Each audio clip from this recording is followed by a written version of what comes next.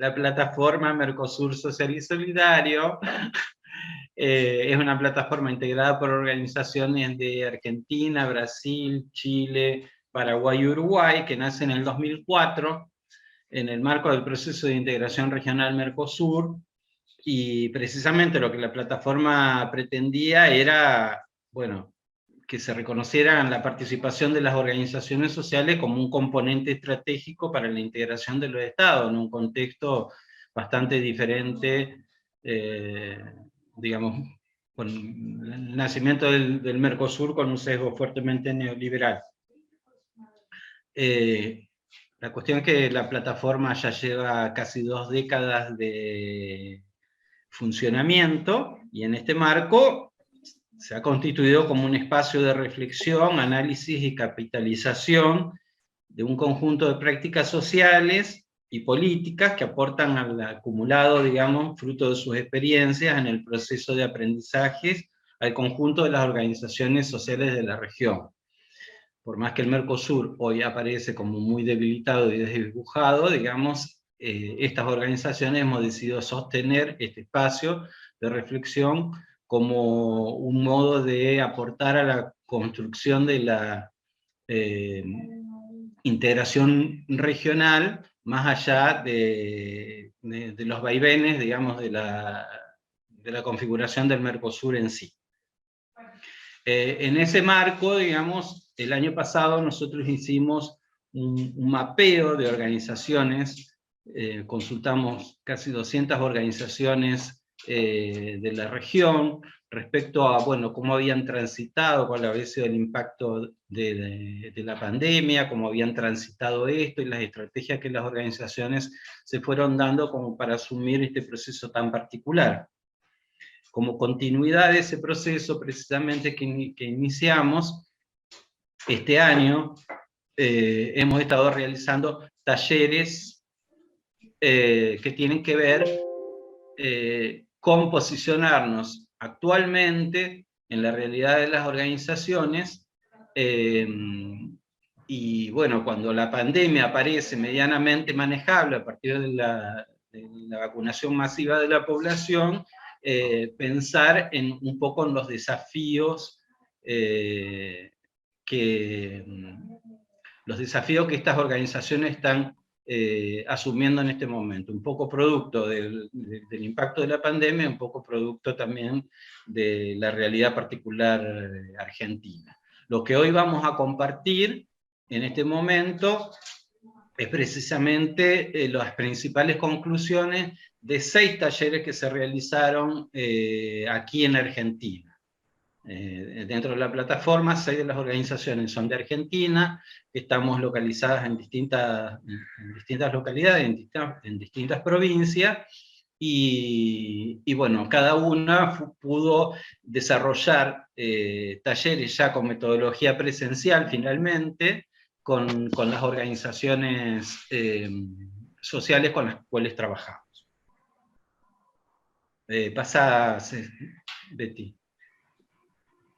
En ese marco nosotros habíamos dado como consigna general para la realización de los talleres, es que teniendo en cuenta los impactos económicos, políticos y sociales de la pandemia sobre la realidad cotidiana de nuestro territorio y la subjetividad de los pobladores, indicar problemas nodales o urgencias o desafíos que las organizaciones identifican en este contexto. En el terreno de lo político, la construcción política de nuestras organizaciones y la relación con las políticas públicas y con el Estado. En el terreno social, de la subjetividad también de nuestras compañeras, y en el terreno económico.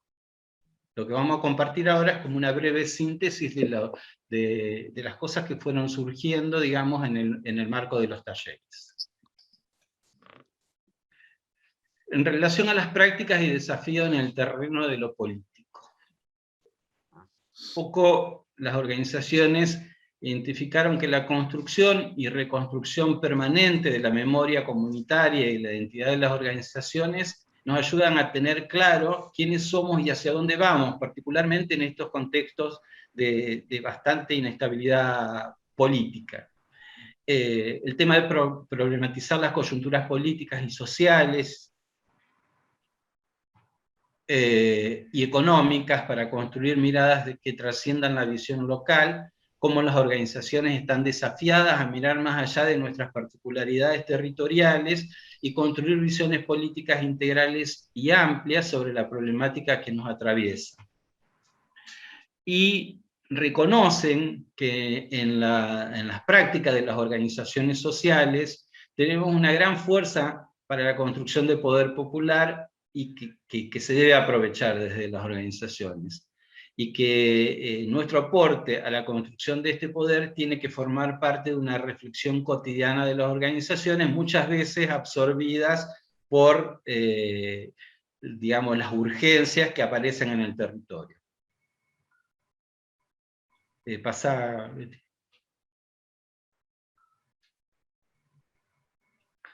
La necesidad de interrogarnos permanentemente sobre cómo disputamos otros sentidos a partir de nuestros aprendizajes, la construcción de nuevas formas de participación y de poder popular a partir de potenciar el trabajo en redes y la promoción de la comunicación comunitaria. Permitirnos el revisar nuestras alianzas estratégicas también nos permite, decían, pensar respuestas integrales y más amplias a las problemáticas territoriales, repensar los vínculos actuales y soñar con vínculos nuevos en los territorios en función de las problemáticas que abordan las organizaciones. En general, identificaban una realidad de fragmentación, muchas veces en los territorios, que juega en contra de precisamente este tipo de prácticas.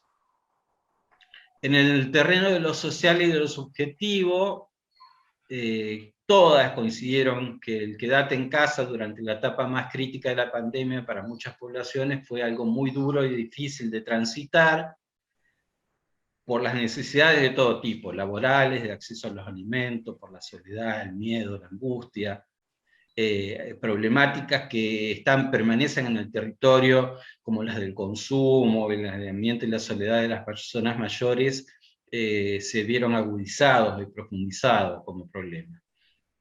El impacto sobre el sistema educativo fue muy grave y se abordó poco, se puso en jaque el sistema y en evidencia y se puso en evidencia también la falencia, que no tenían que ver con la pandemia, que ya eran intrínsecas del sistema.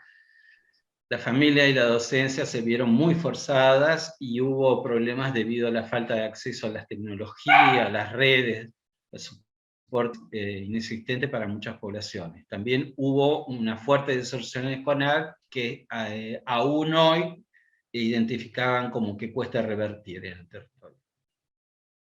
Pasamos de ti.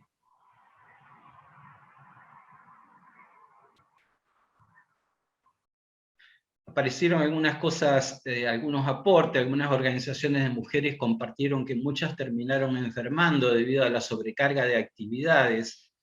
Señalaron que la militancia, si asume una lógica funcional al neoliberalismo, respecto a esto de producir más allá de nuestros propios límites, no solo que puede dañarnos individualmente como miembros de una organización, sino que también puede ser un modo expulsivo que implica sumar más personas a organizaciones, digamos.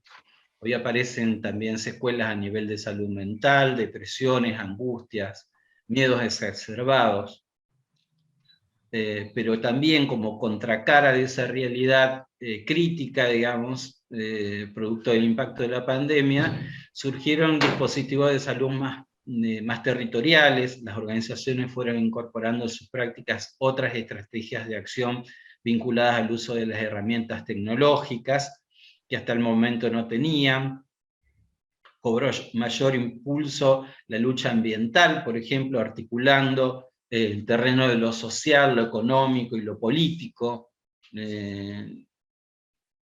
Algunas organizaciones también señalan que el aislamiento, por otro lado, debilitó las prácticas de los encuentros presenciales, y hoy encuentran dificultades también a la hora de convocar, de poder juntarse nuevamente, y se interrogan sobre cómo volver a enlazarnos, a entramarnos, decían, para fortalecer las luchas de los movimientos y organizaciones en el territorio.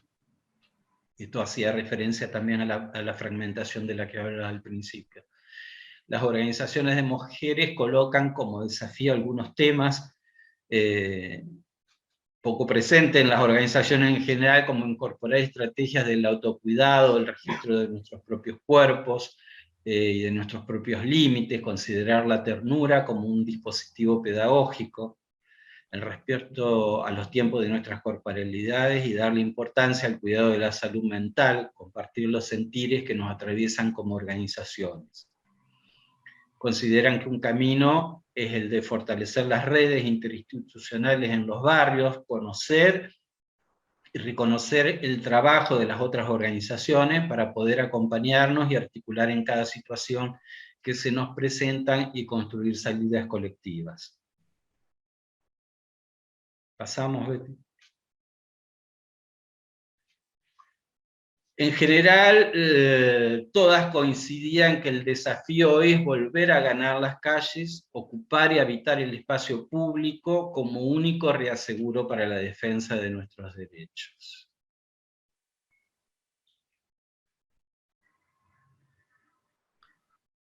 Las prácticas y desafíos en el terreno de lo económico. El escenario socioeconómico exhibe una situación que es infrecuente, al menos de los indicadores estadísticos. Por un lado, el nivel de desempleo disminuye desde el mediado del 2020, pero a su vez un índice de pobreza que está cercano al 40%. Se dice que hay 286.000 empleos formales más que en el año 2019, pero de ellos 200.000 son monotributistas, y un 40% de la población que trabaja está fuera del sistema, sin convenio colectivo de trabajo que lo guíe y sin amparo legal. Es decir, se verifica crecimiento económico por un lado, pero con trabajadores pobres.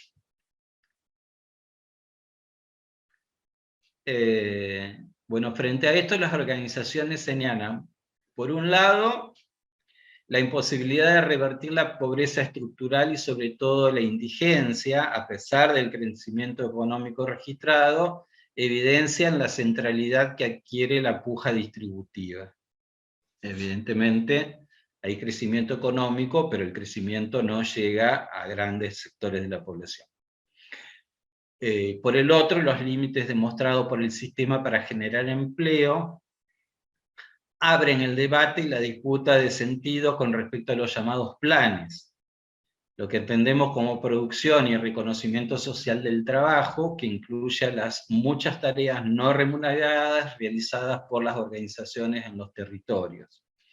Es decir, ha habido como, bueno, esas propuestas de la reta, de quienes movilizan, retirar los planes, se hablan de los planeros, las organizaciones perciben que hay, en eso de los planes hay mucho de trabajo no reconocido, no socialmente reconocido. Y aparece como una minuta de temas, de agenda articulada, que mencionan las organizaciones, que tienen que ver con la Ley de Educación Sexual Integral, la aplicación de la ley, acciones de lobby ante el sistema parlamentario para su efectiva implementación, el tema de la reforma judicial feminista, el monotributo productivo destinado a los trabajadores informales, el tema de la ley de envase como un modo que permitiría escalar el desarrollo de las tareas de reciclado, la sanción del Programa Nacional de Tierra, Techo y Trabajo, la prórroga de la Ley de Barrios Populares. Pasamos, Betty. La protección ambiental de los humedales, la prórroga de la Ley de Comunidades Indígenas, la Ley Betty de promotoras territoriales de género y diversidad, la reglamentación de la Ley 27.118 de la reparación histórica de la agricultura familiar. En síntesis, la apuesta sigue siendo la construcción colectiva desde los territorios, abrir nuevos horizontes y pensar el futuro a partir de una comprensión del presente, que marcan los desafíos que las organizaciones asumen para alcanzar un mundo más justo e igualitario.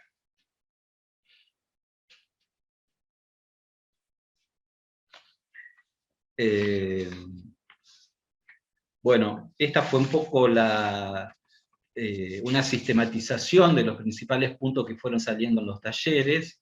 Cada uno fue recuperado y en función de eso se hizo esta pequeña síntesis. La idea era poder juntarnos para poder pensar esto de la construcción política del territorio, ¿no? Desde estos sentidos, desde esta lectura que las organizaciones están haciendo. Y bueno, para eso hemos convocado a dos compañeros. Bueno, una es Rosy Goldar, que va a actuar como moderadora en esta instancia del panel, que Rosy,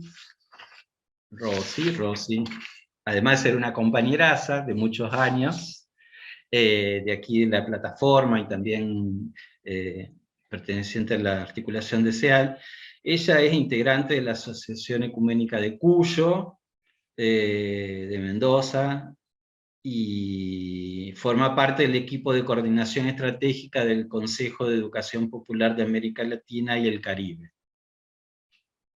Ella es licenciada en Trabajo Social, es egresada de la Facultad de Ciencias Políticas y Sociales de la Universidad Nacional de Cuyo, es magíster en Ciencias Políticas y Sociología de Flaxo.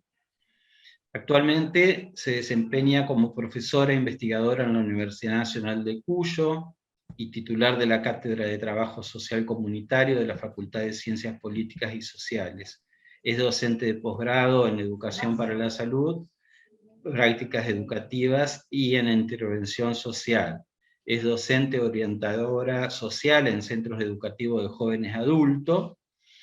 Como educadora popular, el principal ámbito de acción ha sido la formación y el acompañamiento en procesos de educación popular desde la perspectiva de género, a desarrollos organizativos populares con mujeres y personas del colectivo LGTBIQ+, también ha acompañado procesos de sistematización en experiencias y organizativos populares en diversos campos.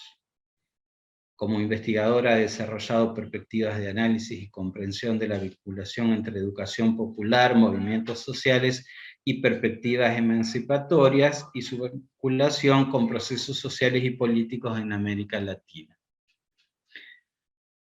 Rosy va a retomar un poquito estos puntos y va a actuar como moderadora de la exposición que va a hacer Mario Weinfeld, que ha estado presente también en varias instancias de formación y de capacitación de la PMSS,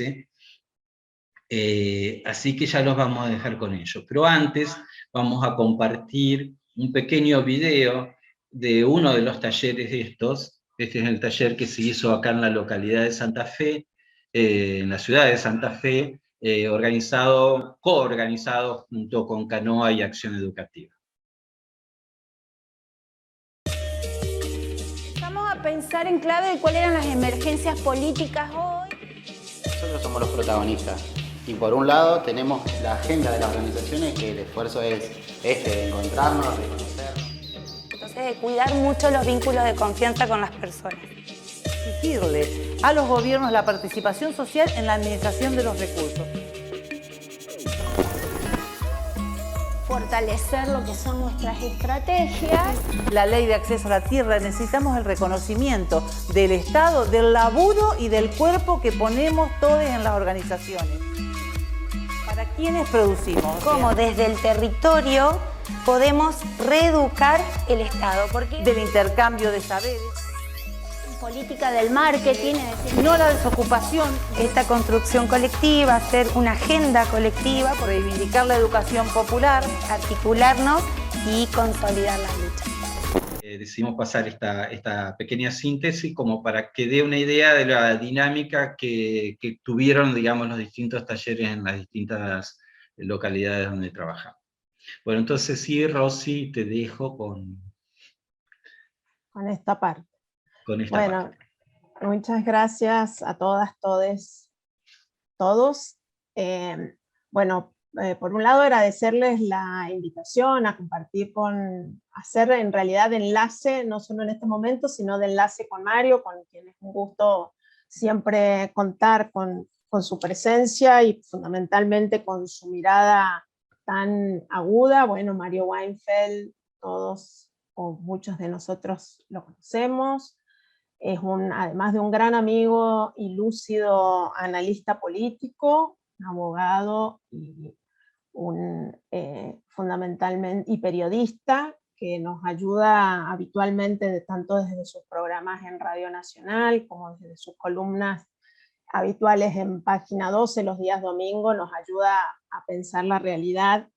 Y en ese sentido, viendo un poco el material que habían compartido ya los compañeros y compañeras de la plataforma y que ahora presentó Carlos, creo que pensándonos desde las organizaciones y movimientos sociales, en que muchas veces tenemos análisis agudos y certeros y que se configuran en una agenda de aspiraciones que muchas veces aparecen como ideológicas en el más abarcador sentido de la palabra, configuradas en grandes aspiraciones de carácter político y ético, de una visión de sociedad, de unas ciertas aspiraciones idealistas en el sentido de configurar justamente ese horizonte al cual arribar, y si bien nos reconocemos como actores políticos en nuestros territorios, muchas veces la arena de la política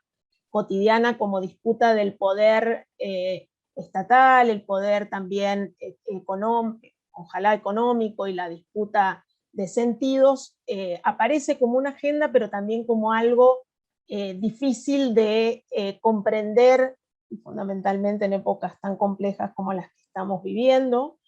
Y creo que Mario es un lúcido compañero para ayudarnos a articular estas miradas, la mirada corta y la mirada larga, que algunos le decimos, pero fundamentalmente porque tiene, además de una mirada corta y una mirada larga, una mirada amplia, que hace que su mirada política esté muy configurada a partir de un análisis de los poderes fácticos, de los poderes del Estado y de los poderes reales, pero también de una mirada muy comprometida con las aspiraciones de los sectores populares, de una mirada a una sociedad más justa, más igualitaria, pero que comprende el devenir no dado y por lo tanto abierto, y esa mirada que configura lo histórico hacia atrás, en un presente, pero fundamentalmente bastante, siempre lo siento como una mirada esperanzada del futuro, porque no tiene una mirada estigmatizadora ni moralizante de ninguno de los actores sociales y políticos, sí profundamente comprometida. Y en ese sentido creo que sus miradas siempre nos ayudan, sus análisis siempre nos ayudan a comprendernos y a poder reflexionar y polemizar y reflexionar. Así que este momento está pensado así, agradeciéndole a Mario su siempre predisposición a estar con nosotras, nosotros, y bueno, te escuchamos en esta posibilidad de intercambio virtual que tiene sus bemoles, pero que también tiene estas posibilidades de encuentro. Y después, bueno, abierto a preguntas y animación de los y las participantes. Así que Mario, te escuchamos. Hola, ¿se me escucha? Sí, sí, se me escucha, menos mal. Tuve apenas, bueno, lo primero es agradecer la convocatoria, que para mí siempre es es decir, doy por hecho que esta virtualidad tiene su asiento en la Federación, en la Fundación Ecuménica de Cuyo, donde tantas veces he estado y tanto extraño.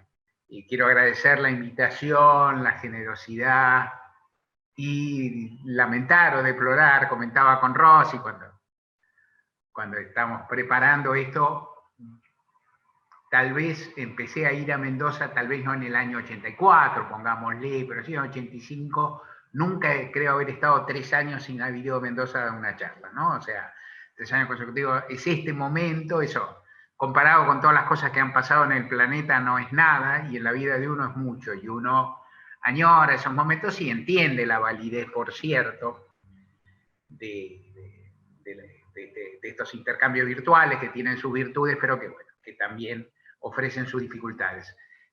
Escuché con atención la presentación anterior. Carlos se llama el compañero que la hizo, sí, porque figura así como yo figuro como Cecilia, él figura como Miriam, y entonces esto puede confundir un poco. Escuché la presentación de Carlos, que aparte había un material que la Rosy me hizo llegar antes, lo estuve mirando, y yo trataba de pensar qué se puede decir en un momento que es francamente muy difícil.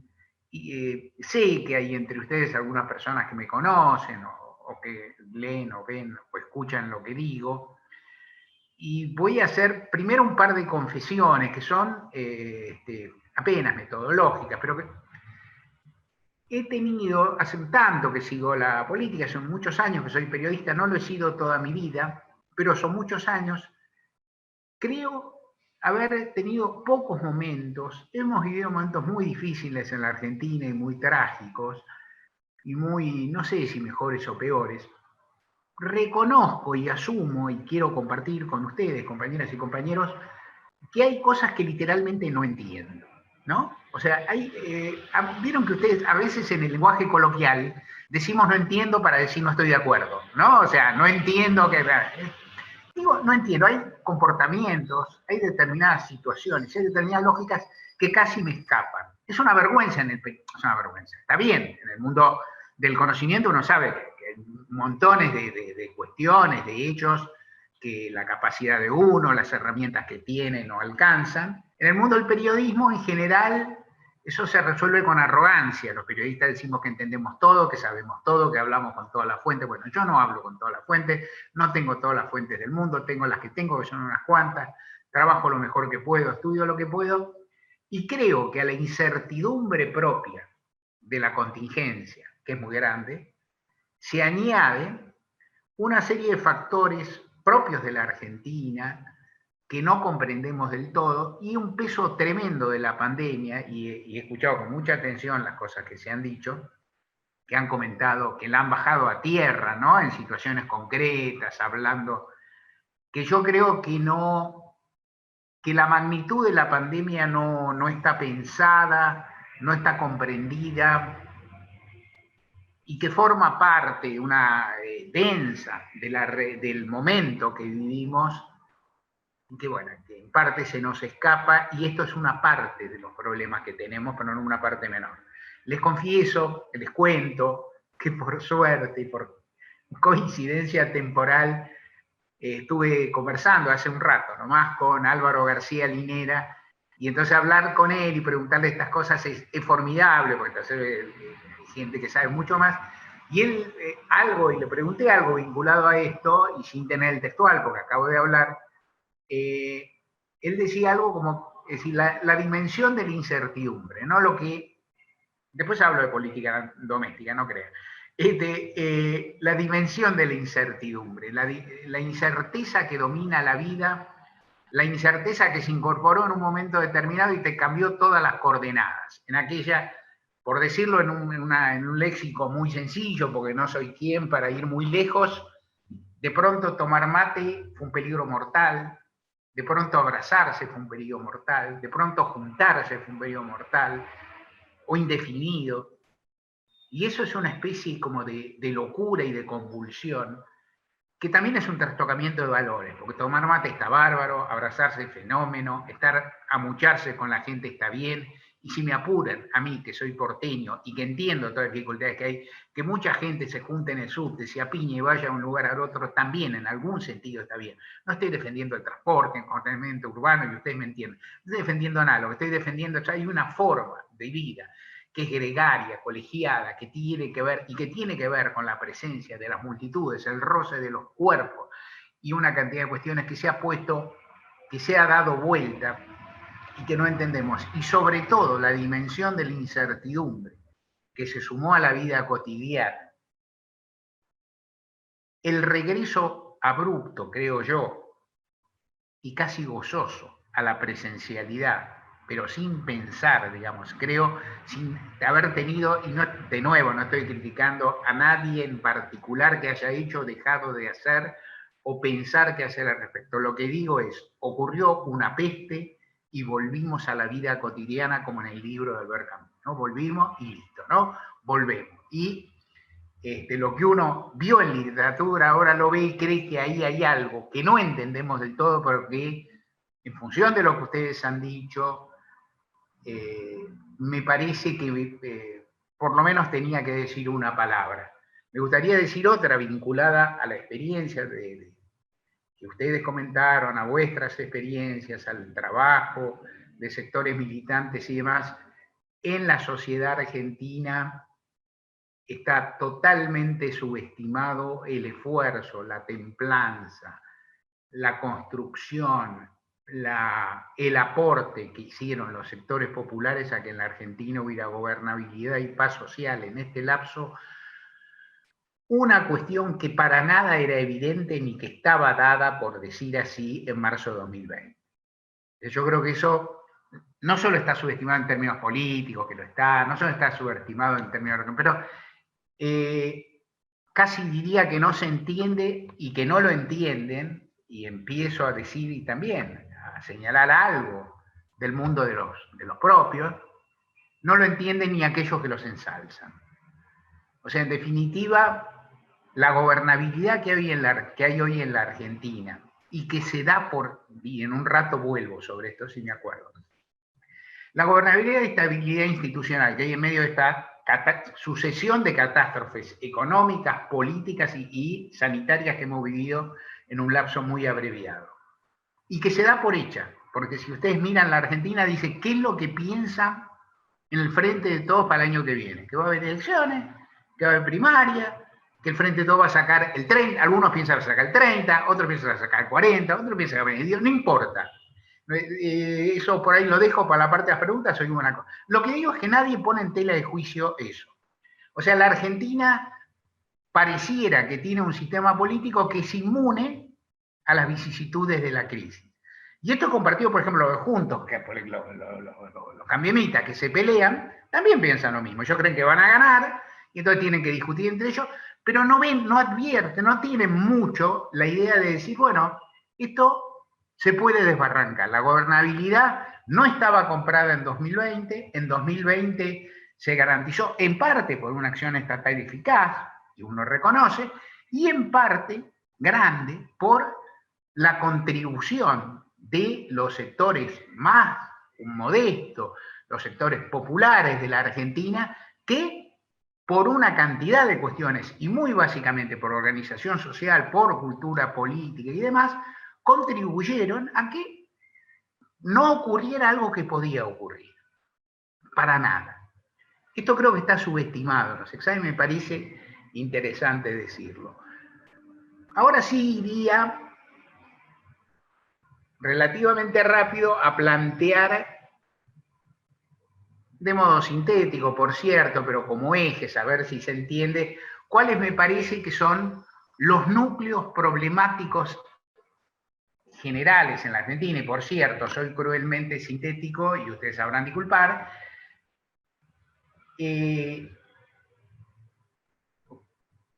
Tema 1, que lo menciono y se va rápido, porque no hay cómo, la guerra, ¿no? Es decir, tema nuevo, tema abrupto, qué sé yo, la guerra en Ucrania, que convulsiona el sistema planetario, que cambia una cantidad de sistemas de reglas cuyo alcance no sabemos y de la cual la Argentina no puede hacer ni medio, ¿no? O sea, la Argentina, es decir, puede arbitrar medidas locales para que los costos X sean mayores, menores, qué sé yo, o no, y demás, pero frente a la magnitud de la guerra, la Argentina no tiene ninguna posibilidad. Solo diré que en la perspectiva que yo imagino, que no soy nadie, pero que imagino leyendo, mirando y leyendo apenas entre líneas lo que dicen todos, esa guerra se va a prolongar años. En los escuetos horizontes que nosotros manejamos y que nos interesan para la política local, por ejemplo, el año que viene, cuando haya elecciones, ¿va a haber guerra en Ucrania o no va a haber? a mi modesto parecer, va a haber. Y es un punto importante. O sea, las perspectivas de que la guerra se prolongue de un modo u otro y sus consecuencias económicas sobre el sistema mundial se prolongan, consecuencias que en términos redondos perjudican a la Argentina, ¿no? O sea, como a tantos países del mundo, pero digamos, a la Argentina también van a seguir existiendo y van a ser algo así como un azote adicional. Frente a ese problema, la Argentina, más allá, insisto, de respuestas económicas, parciales, paliativas, qué hacer, nada que hacer con esto, con la industria, como dice el ministro Gumá, con los productos que crecen, con los hidrocarburos, los metales, las commodities, bueno, no importa, se podrá hacer lo que quiera, pero el problema, o sea, la génesis del problema va a existir, y un orden internacional que existía y que establecía que en Europa, haciendo negocios, casi, subrayó casi no guerreaban entre ellos, se interrumpió y tal vez se interrumpió para siempre. Y entonces tenemos también un orden internacional más caótico que antes, más concentrado que antes, que por cierto nos perjudica. Y las otras dos cuestiones, que planteo en términos muy genéricos, por cierto, y que ustedes han hablado mejor, pero que lo digo son, bueno, ¿cuál es el estado de la situación económica en la Argentina? Del cual había una síntesis, he visto una síntesis con números que es más o menos inobjetable, y cuál es la situación política, atendiendo especialmente, me centro un poco más, pero por supuesto en el momento de las preguntas podemos ir para cualquier lado, me centro un poco más en las internas, digamos, del oficialismo, ¿no? Del frente de todo. En materia económica, lo primero que me parece que ustedes señalaron y que me parece muy claro es que y en este año o a partir del año pasado se manifiesta muy claramente, surgen en la Argentina una serie de fenómenos o se excitan una serie de fenómenos económicos que yo con los años que tengo y demás tampoco recuerdo que exactamente seguirán igual. Por cierto, en general en la historia de las naciones los hechos cambian, las circunstancias cambian, pero hay algunas características de la sociedad argentina que más o menos se sostenían y que ahora han trocado. Uno muy obvio, me parece, que ya venía anunciándose antes, pero que un poco la magnitud de la pandemia disimuló, el momento de la cuarentena excitó y no dejó leer, es aquel que las personas que trabajan, que hay una cantidad gigantesca de personas que trabajan en la Argentina y no consiguen parar la olla. O sea, una idea muy simplota del trabajo en la Argentina era que la persona en la Argentina que tenía cierta inserción laboral más o menos paraba la olla. La Argentina nunca fue un país totalmente igualitario, las ollas no serían iguales, los modos de vida no serían idénticos, pero con algún laburo, más o menos, una cantidad importante de población laburante llegaba a fin de mes. Y en este momento se da la situación, para mí, asombrosa, y para mí sin precedente, y para mí que es una referencia muy alta de algo que diré luego, que en un país donde hay una estructura social muy variada, hay una cantidad de pobres e indigentes altísima, pero también hay unas clases medias escalonadas, nadie llega a su fin, lo digo brutalmente, y ustedes saben que simplifico, nadie llega a su fin de mes. Cada fin de mes puede ser distinto, puede ser el fin de mes de colegas periodistas, amigos míos, compañeros míos de trabajo, que tienen un par de laburos, que son personas prestigiosas, que tienen auto, ¿no? Es decir, que digamos, no atraviesan necesidades tremendas, pero que no consiguen, que están endeudados, estresados, que tienen 4 trabajos y que son, dentro de la clase trabajadora, privilegiados, ¿no? O sea, en el sentido que se puede decir. Más los sectores que están mucho más golpeados y que tampoco pueden, más, o sea, la idea básica de que los ingresos fijos en la Argentina, fuera cual fuera su origen, y casi, por supuesto, hay topes de gente que zafa, pero fuera cual fuera su origen, y casi fuera que fuera su monto, no alcanza. Frente a esto, en su momento se podía pensar la herencia macrista. Existe. La cuarentena, sus efectos, ¿no? La suspensión de actividades, correcto. El año pasado un crecimiento descomunal en la Argentina, con pocos términos de comparación, venía muy de piso, pero fue muy alto. Y lo que se observa ahora es que de todos modos, eso y el problema inflacionario que viene, que obviamente está pegado, no se le ha encontrado una solución, y hasta donde yo veo, y dicho con el mayor de los respetos, no veo en el universo del pensamiento nacional y popular propuestas drásticamente distintas a las que tiene el gobierno en materia inflacionaria. O sea, yo veo críticas a sus resultados, que me parecen lógicas, críticas a veces a su voluntad, que también pueden parecerme, pero no veo una oferta, no estoy viendo un programa alternativo referido a la inflación o a la carestía salarial dentro del campo popular. De los otros ni hablo, los doy, ¿no? Es decir, los otros están para otra cosa, están para enriquecerse, para concentrarse, para medrar. Estos han sido buenos años para el capital concentrado en el mundo, para el mundo de las finanzas, ahora para los productores de armas, para los grandes, las grandes empresas vinculadas al mundo de la salud. O sea, es decir, algunos han ganado mucho, los alimentos, algunos han ganado mucho y otros, y la concentración ha crecido y la desigualdad ha crecido. Frente a esto surge una parte de discusión dentro de la coalición oficialista que a mi ver tiene dos facetas. La primera es que están discutiendo en materia económica. La segunda es la forma en que lo están discutiendo, el modo en que lo están discutiendo y el modo en que implementan su interno. A mí la discusión sobre la política económica en sí misma me parece, por cierto, como toda discusión, me parece interesante, me parece valiosa, y más bien estoy de acuerdo con los que critican dentro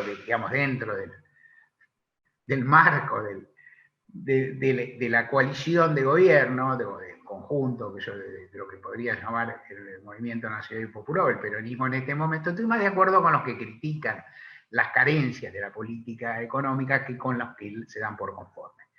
Pero en general estoy en desacuerdo con el modo en que tramitan sus internas los unos y los otros.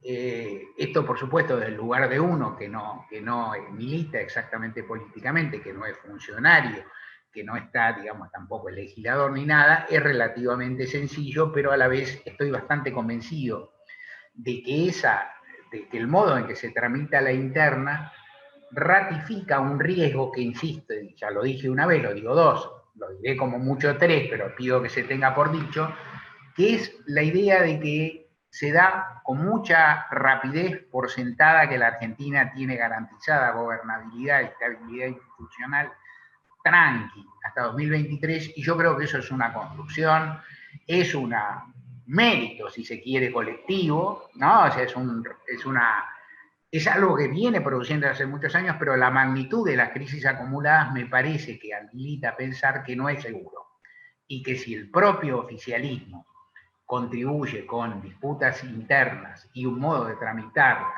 a agravar la situación política, yo creo que la incertidumbre en ese aspecto, así como existen otros, así como la gente no sabe si va a llegar a fin de mes, así como no sabe cómo va a estar a fin de año, así como no sabe cómo va a ser con los chicos acá y allá y qué va a pasar, y qué sé yo creo que también el marco de esa incertidumbre, que es también el marco cultural y expandido de la pandemia, también se extiende a la perspectiva política, a la estabilidad política. No estoy diciendo nada más. O sea, no estoy diciendo que seguro, no estoy diciendo no estoy anunciando nada porque no sé. Digo, se da por seguro que en un mundo convulsionado en el que todo cambia y mayormente muchas cosas se empeoran, el sistema político se va a mantener prolijito, un desastre, ¿no? En su productividad, pero en su funcionalidad, elecciones, todo eso va a funcionar. Para mi gusto opinable. ¿Cuál es la idea del gobierno general? La simplifico, la podemos estirar después. El gobierno advierte que ha habido un gran crecimiento económico, que es cierto, que se desagrega en varios indicadores que se pueden considerar virtuosos. Creció la industria, creció el consumo, creció la cantidad de gente que se ha ido, ha tomado algunos días de vacaciones, va más gente a los espectáculos públicos. En estos mismos días me dice alguien, con razón, que hay muchísimos recitales en la Argentina, que las entradas valen un pangote, que va muchísima gente, y así es. Sobre eso digo primero una impresión. La Argentina es un país de 45 millones de habitantes, y de pronto en las vacaciones se mueven 5 millones. Y es una locura, ¿no? Es una locura. Pues es una locura comparada a veces con países europeos que son más ascéticos, más austeros, yo qué sé, con países de la región ni te digo, que son más, ¿no? Que tienen otros hábitos. Pero de cualquier manera me parece que ese crecimiento que alegra la mirada, la mía, ¿no? A mí me gusta que haya, que por ejemplo, yo trabajo en una zona espantosa, donde está la radio pública, es una zona muy fea, ahora de la City porteña, que es muy sórdida, muy fea, y que cuando terminó la pandemia era una calamidad, estaban todos los negocios cerrados, no era gris. Ahora sigue siendo gris, pero abre acá un cafecito, abre una casa que vende comida, ¿no?, al paso, abre una casa que vende ropa, qué sé yo, abren boliches versus cerrar y demás, pero todo ese movimiento no da una redistribución ni a cañonazos, ni da un rendimiento de los ingresos fijos. Mi impresión, no muy forzada, es que en el equipo económico y en conjunto el presidente más bien piensan en términos de que el desarrollo más o menos lineal, aunque sea reforzado, de lo que se viene haciendo va a producir mejoras importantes. Y yo creo, y mal dicho, y con un poco de, no de mala fe, pero bueno, pues nos pongamos, de picardía, qué sé yo, o sea, piensan un poco en su propio derrame, ¿no? O sea, en definitiva, esta dinámica económica su potencia va a llegar. No llegó por esas cosas, no llegó porque se venía de muy abajo, no llegó porque Macri, no llegó porque la pandemia, pero va a ir llegando. Y a mi ver, ese despliegue es insuficiente, aún con las decisiones, como el bono reciente que acaba de salir, que es importante, pero que son obviamente paliativas y temporarias, ¿no? Es decir, en definitiva, el gobierno hace una inversión social fastuosa, mucha guita, para un mes o para 2 meses, ¿no? O sea, en definitiva, si yo no desdeño, y sería una actitud casi cruel, que desdeño lo que puede significar, y ustedes deben saber mucho mejor que yo, pero lo que puede significar 18.000 pesos en una economía, o que puede ser más, inclusive en un hogar, ¿no? Porque puede haber un par de personas que la cobren, para una economía familiar, que algún ingreso ya tiene, que tira, que yo, bueno, por ahí tira. Pero en cualquier cosa, digo, no soy quien para ponderar el impacto económico, pero el impacto temporal es diáfano. O sea, esto se va a cobrar en mayo, se va a cobrar en junio, y cuando termine mediados de junio se terminó de cobrar. O se vuelve a cobrar, o sea, este es el IFE 4, el otro será el IFE 5, y se vuelve a lo mismo. Mi impresión es que por muchos motivos, pero por muchos, la Argentina necesita, y básicamente por dos, la Argentina necesita de este gobierno, los que me siguen lo saben, una definición económica y una política de ingresos que signifique un salto de calidad y un cambio. No me escapan, porque no sé, uno ni es sonso ni quiere ser tan voluntarista, no me escapan las dificultades económicas existentes, no me escapan las limitaciones que existen en función del acuerdo con el fondo y en función de la carencia de la economía argentina, pero creo que por dos cuestiones, una económica y otra, diría, entre simbólica y política, este gobierno, a mi ver, y no soy original, y ustedes lo saben, tiene que jugarse a crear un modelo algún sistema o alguna política, una metodología de transferencia de ingresos que cambie drásticamente los mecanismos que se utilizan hasta ahora. Y no soy quien para decir si eso es un ingreso universal, un salario universal, si eso es una rearticulación de las políticas sociales existentes, pero con una inyección de plata gigantesca.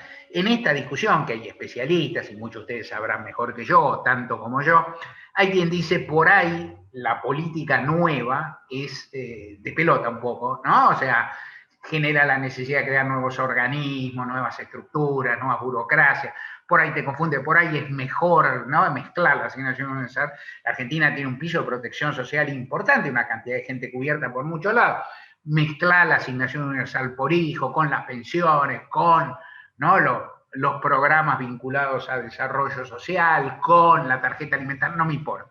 No me importa que decir, no soy quien. Lo que quiero decir es, si no hay una drástica política, no de parche temporal, sino de salto cualitativo, me parece que no hay una salida, basándome, por cierto, en voces de otros que saben más que yo. Y hay otra cuestión que me parece que es también importante, que es lo que uno podría llamar el simbolismo político, la significación política o la valoración ideológica. Es muy difícil de imaginar un gobierno peronista que no cree una institución social laboral económica, ojo, ¿no? O sea, que no deje de legado una institución social. Este gobierno está entrando en su tercer año y moneda. Le faltó 1 año y medio, ¿no? Números redondos. Una institución social, algo, ¿no? Que diga, este gobierno instituyó esto como, digamos, como ocurrió en el primer peronismo, en forma, uno diría, rimbombante, o muy vasta, como ocurrió también en el segundo peronismo. Entonces, ¿eso qué significa? Que es dejar algo institucional. Dicho en lenguaje charro, espero que se entienda, que supongo que se entenderá lo que digo, pues no es tan difícil. Yo diría en lenguaje, a ver ahí aparecen, por cierto, cuestiones de financiación, de fondeo, no me meto, si tiene la pregunta charlamos algo, no soy experto, no lo sé, pero yo casi diría para ustedes que conocen a la gente, que conocen el territorio, yo digo, bueno, 18, no, se van a dar 18 lucas. Imaginen por un momento que se reitera ese bono y se dan 36 más o menos hasta fin de año, casas más, casas menos. ¿No? Es decir, pero esto, ¿cuándo se sabe? En julio se sabe que sale el IFE 5, que no se llama así, esta cosa, y entonces se da la guita y qué sé yo. Yo estoy bastante convencido que para la gente sería mejor, y sé lo que estoy diciendo, inclusive en términos cuantitativos, y quiero que me tengan ternura si piensan que estoy manejando cifras ínfimas diciendo, yo estoy convencido que para la gente común sería mejor saber que van a tener 6 lucas por mes hasta fin de año desde hoy, y tener las mismas 36, que ahora tener las 18 y de esperar las otras y ver qué pasa. Porque también la previsión existe, ¿no? O sea, y no estoy diciendo que esos ingresos sean esta guita. Lo que estoy diciendo es la institucionalidad te da muchas cosas, pero también en este mundo de incertidumbre te da eso. Eso es también un valor que tuvo la asignación universal por hijo, que es decir, y que tienen inclusive las desvencijadas jubilaciones que amplió el kirchnerismo, que era, bueno, es mucho, es poco, vos sabés que el día tal la tenés bancarizada, vas y la retirás, pasa con la tarjeta alimentar, entonces ese margen de seguridad en un mundo de incertezas es importante. Y por otro lado estoy convencido de que sin un shock, que no es el shock de poner plata ante cada desafío inflacionario, que por otra parte se produce mes a mes, sino ante la crisis general de los ingresos fijos que hay en la Argentina, es una necesidad. Punto. Esto es una idea que me importa transmitir en este momento y me importa aparte compartir y escuchar mucho, escuchar lo que puedan pensar o decir ustedes al respecto porque me importa mucho. La otra cuestión es, por cierto, y es imposible de eludir y es chocante, la dimensión de la interna del oficialismo. El modo en que se discute, el modo en que un sector, llamémosle el sector kirchnerista por llamar rápido, pide la renuncia de un ministro para quien, a mi ver, no tiene una propuesta de sustituto, y frente a quien no tiene tampoco, entiendo, una propuesta de política económica alternativa. Tiene, sí, un cuestionamiento de la levedad del gobierno, que existe, de su uso mi palabra, esta palabra es mía, del exasperante mecanismo que tiene el diálogo con los sectores corporativos, que es asombroso, ¿no? Que es asombroso. Es decir, uno puede entender que el presidente hubiera llegado con la idea de que iba a poder sentar una mesa a la CGT, a los movimientos sociales, que lo sentó menos, a las corporaciones patronales, y que iban a llegar a un diálogo y qué sé yo, y que se iban a salir soluciones. En la Argentina sonaba un poco cándido, pero ponele, ante la crisis, ante la pandemia, ante la necesidad. Ahora, cuando lo hiciste una vez y no anduvo, cuando lo hiciste 2 veces y no anduvo, cuando lo hiciste 4 veces y no anduvo, la repetición del mecanismo pasa a ser un poco irritante, casi aún en términos, no sé, racionales, y pasa a ser aparte una especie de búsqueda del fracaso. En ese sentido, es decir, y frente a la interna, lo dije, yo creo que el modo en que se plantean las críticas internas, sin una instancia, ustedes, en eso, muchos de ustedes, a quienes conozco de acá y de allá, son especialistas. Las cuestiones grupales se discuten en grupo, se discuten a través de mecanismos. Ahora me cuentan que las coaliciones son novedosas. Las coaliciones no son tan novedosas. O sea, nada, vos llamás coalición a lo que querés. O sea, si uno quiere, el peronismo siempre integró coaliciones con una característica que era muy importante, que es que en esas coaliciones de partido grande, el peronismo, partidos chicos otros, y entonces se organizan solas, digamos, ¿no? O sea, se organizan por gravitación. Pero la idea de que no haya ninguna instancia institucional, ninguna instancia de diálogo, ninguna instancia de conversación, ninguna mesa donde se junten, no sé, las 3, 4 figuras más importantes, las más obvias, o, no sé, un grupo de algo, es chocante, no existe en ningún lugar. El otro día, mi compañero del diario Eduardo Liberti hizo una síntesis contando, dice, bueno, los sistemas parlamentarios son así, los sistemas parlamentarios no son así. Los sistemas parlamentarios, los bloques discuten, pelean, y cuando uno se va, se hace o sea, cuando uno disputa hasta un punto, se retira, y la secesión puede inclusive hacer caer un gobierno, o reclama algo y se le da o no se le da. Una situación como la que se está realizando, hipotéticamente proyectada hasta las primarias 2023, a mí me parece esto es una de las primeras cosas que me parece un razonamiento asombroso. Para mí esto es insostenible, o sea, esto tiene un nivel corrosivo que no resiste ese tiempo.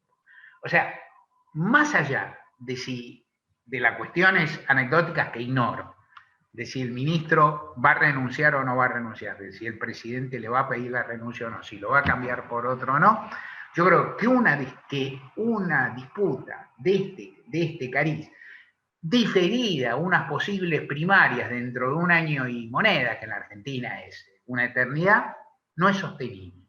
No es sostenible, o sea, no es sostenible. Es decir, yo creo que hay riesgo de insustentabilidad en la Argentina por varios lados en la política, y que tal vez no estén siendo observados. Frente a esto, me parece que la postura en general, los lineamientos de política ya del gobierno, del oficialismo, del gobierno mismo, del presidente, del equipo económico y demás, son un poco reiterativas en función de una serie de instancias o mecanismos de los que he hablado y algunos otros que no han dado resultado. Una impotencia frente a la cuestión inflacionaria, que también es abrumadora. Es decir, uno puede tomar declaraciones de funcionarios en enero de 2020. Decían que la inflación era multicausal y que no obedecía toda la emisión monetaria, uno aplaudía porque estaba de acuerdo. Cuando lo decía en julio de 2020, bueno, macanudo, está la pandemia, fenómeno que yo, ahí aparte con la recesión, un poco la inflación bajó. Cuando volvió la actividad y volvió, otra vez se hizo lo mismo. Ahora, decir que la inflación es multicausal y obedece a muchas causas y no poder cortarla ahí la cabeza de alguna de esas ideas de Lerna, es asombroso. Vos podés decir, bueno, yo no puedo resolver todas, ahora me cayó la guerra, fenómeno. Antes no había, la guerra es un fenómeno reciente, de este año, digamos, ¿no? Es decir, la inflación del año pasado fue sideral. Entonces, Frente a la inflación, me parece que no han tenido respuestas. Y frente a las dificultades del propio gobierno, me parece que también hay un condicionamiento de la propia disputa interna que hace que el gobierno no considere algunas resoluciones que debe tomar. A mi ver, lo he dicho ya, nuevas políticas económicas, sociales de otra dimensión, menos, dicho con respeto, rutinarias que las que viene siguiendo ahora, menos lineales, menos continuistas de su propia dinámica, y recambios de figuras políticas que no han rendido de los famosos, usando la expresión de Cristina. Ustedes vieron que he tratado y sigo tratando de no meter mucho ni a Cristina ni a Alberto Fernández en esta cuestión para darle no sé, como una mirada un poquito más lejana, pero la expresión de Cristina sobre funcionarios que no funcionan es ilevantable. Los hay muchos, para mí los hay muy seriamente en el área económico y laboral social, muy seriamente. O sea, es gente que no, y ahí pasó a otra idea fija que tengo, y por ahí trato de ir empezando a redondear en 10 minutitos. ¿Tengo 10 todavía, Rosy, o ya es una locura? No, estamos sí. 10 nomás. ¿Qué es lo que creo en general? Yo creo que hay en el área económica, pero sobre todo en el área laboral social, hay gente que atrasa. Porque este cuadro que ustedes han descrito, por un lado, este cuadro de realidad de determinadas organizaciones sociales, trabajando en todo el territorio, garantizando gobernabilidad, garantizando prestación de servicio, garantizando cuidado, con una cultura del trabajo formidable. Argentina, todo el mundo labura de más. No es que no labura, es una mentira hecha. Todo el mundo labura y labura de más y por poca retribución. Esto es lo que está pasando ahora en la Argentina. Frente a toda esta situación, a mi ver, existen, yo casi diría en la concepción general que tiene el gobierno del mundo, de la economía, de la sociedad y del trabajo, una concepción que atrasa. Hablan de un país que no existe. Hablan de un país que no existe hace mucho tiempo para mí, pero que en todo caso, pongámosle que no existe desde 2012, 2013, digamos, desde que pasó el primero o el segundo año de Cristina, o que empezó a no dejar de existir, ¿no? O sea, hay una Argentina de trabajo registrado, donde el objetivo es que la mayoría de la gente tenga un laburo formal, estable, con lo que en mi tiempo se llamaba con sobre, ¿no? Con un recibo donde tenga asegurado. Ese país no existe más. Y en lo que uno observa o trata de pensar, no va a existir, o no va a existir en el corto plazo. Ese país no existe, su economía es otra, su conformación social es otra, su modo productivo es otra, y de otro modo deben. Y hay sobradas experiencias en ese sentido, y pensar que se va a volver a eso es sencillamente equivocarse. Y esa parte, carecer de visión prospectiva. Es decir, en la Argentina falta futuro, como en muchas partes del mundo. Esto me lo dijo García Linera, me dejó choqueado, lo escuché hace un rato nomás, les confieso. Falta futuro, pero el futuro no es el pasado, el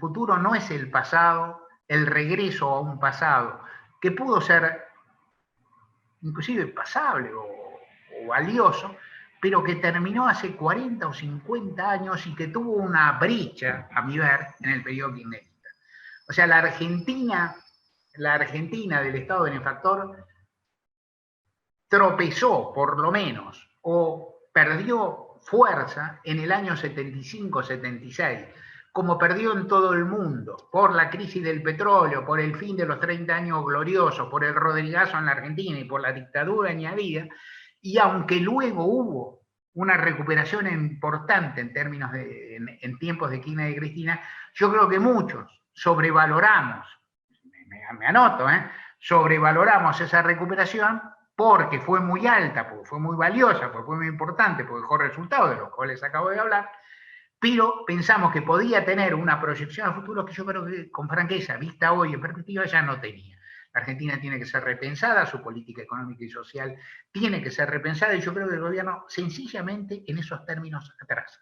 O sea, mira un país que no existe. En otro sentido ocurre algo que ocurre siempre, pero que uno no puede dejar de señalar, que es que aún en este gobierno se va produciendo algo que yo, cuando escribo, cuando hablo, llamo una lógica palaciega, que es un distanciamiento, que ni inventó este gobierno, ni soy el primero que lo observa, ni nada que se le parezca, pero que es la distancia de los gobernantes respecto a los gobernados, lo lejos que van quedando y una pérdida de percepción y hasta de sensibilidad producto de los microclimas, de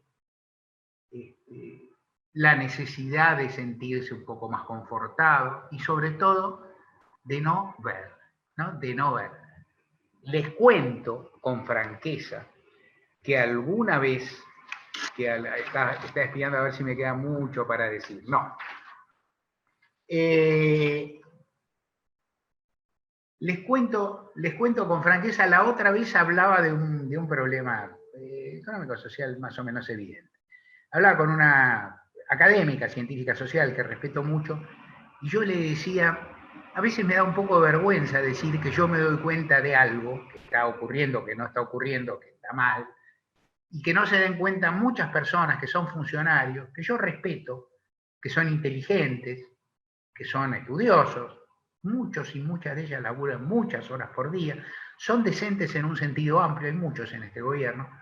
Y entonces me da vergüenza decir que yo me doy cuenta de lo que no, yo que, no sé, vivo en mi casa, soy abogado, soy periodista, estudio lo que puedo, trato de informarme, pero bueno, nada de decir tengo límites intelectuales, que yo me doy cuenta de lo que no se dan cuenta los que laburan de esto, los que tienen equipo, los que manejan.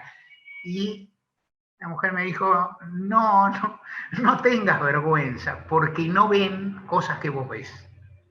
Y lo que uno ve por ahí, bien o mal, es el estado, algo sobre lo que es la sociedad argentina, la gente y demás. Los niveles de apatía, de desesperanza, de frustración.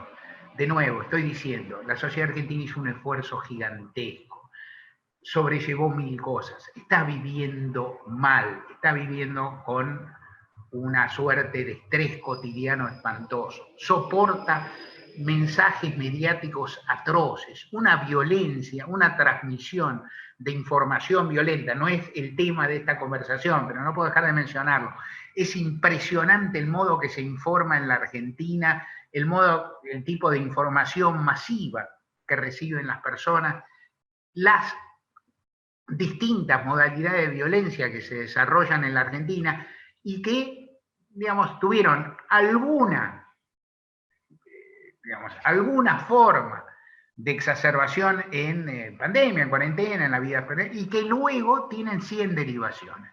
La sociedad argentina es una sociedad pacífica en lo político, muy pacífica, ¿no? O sea, en materia política, una sociedad que tiene la herencia de las madres, su cultura política, la cultura de movilización y demás, y la sociedad argentina es una sociedad que es crecientemente violenta en sus modos de discusión, en sus espacios culturales, en los debates políticos, y que a la cual aparte se le proponen términos de discusión o de conversación que son francamente poco interesantes. A esta altura, que empiezo a terminar, ustedes dirán ¿qué nos trajiste de optimista? No gran cosa, salvo una, que es la sociedad argentina es también una sociedad muy potente, es una sociedad que se moviliza con enorme dinámica. Sin duda, este año va a ser un año de movilizaciones y de presencia pública, y tal vez, y lo digo tal vez, y vamos a la parte de las preguntas,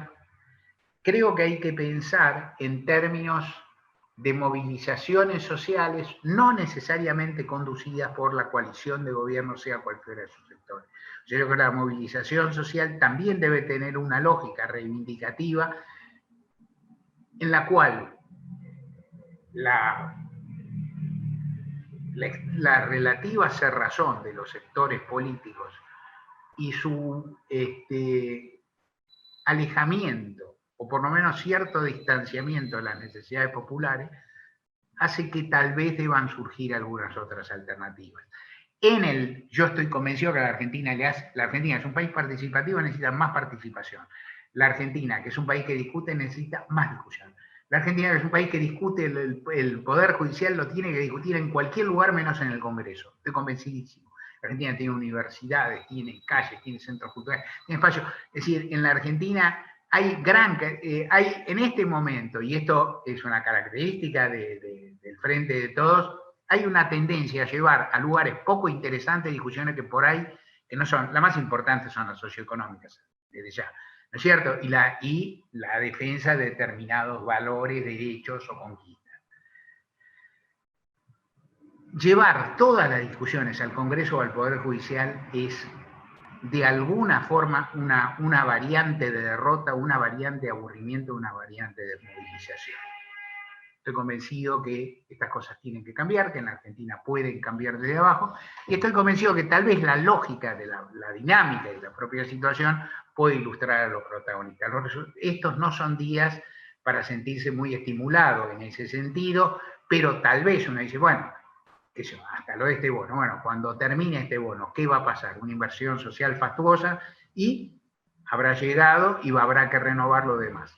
La necesidad de pensarlo, de batir el parche en muchos ámbitos, de pedir desde adentro, desde afuera, en la calle, en todos los espacios, de pedir cambios fundamentales, esto es parte de lo que creo que, insisto, yo soy muy poco predicativo en lo que hay que hacer, en lo que sería necesario para dinamizar un sistema político que está esclerosado y que está muy fijado en el pasado y que muy a menudo que discute o cosas muy internas o acerca de un país que casi, así dicho, ya no existe. Esto.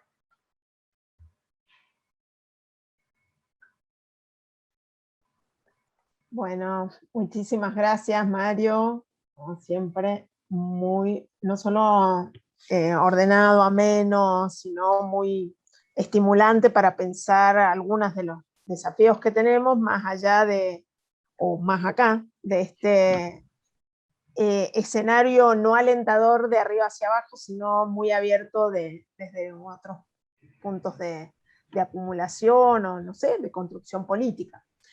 Como momento está pensado ahora un intercambio de preguntas que pueden darse a micrófono abierto o por el chat. La invitación sería que quienes quieren formular alguna pregunta puedan hacerlo directamente. No sé, Betty, ¿vos estás con la posibilidad de abrir y cerrar micrófonos o tienen todo el mundo la posibilidad de directamente ingresar, Betiana? Buenas, todos y todas tienen el micrófono desactivado, así que si quieren hacer alguna pregunta pueden levantar la mano, marcar una manito ahí y activar su micrófono. Además le tenemos que recordar que tenemos el Padlet para que vayan dejando sus aportes, así que si querés contar un poquito sobre esto, Rosy. Sí, las compañeras y compañeros que han armado la metodología del encuentro han armado un Padlet cuyo link está en el chat del Zoom. Ahí lo ha vuelto a colocar Betiana. Ese Padlet, para quienes no lo conocen, es un muro donde hay una pregunta formulada que tiene que ver con los desafíos a futuro que tenemos en las organizaciones en orden a la construcción política del territorio.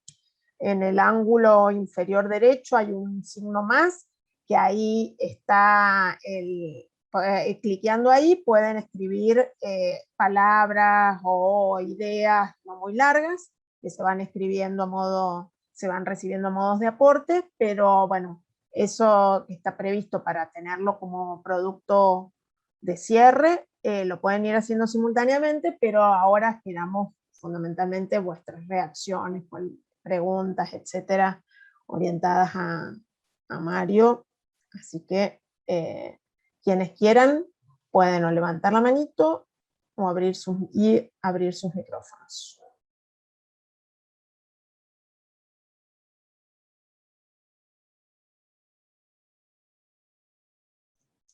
Yo veo a la Bucha con una manito levantada, hace rato, no sé si quiere formular una pregunta o no. No sé si la ves, Rosy, ahí. Sí, la veo, pero veo la manito, pero no está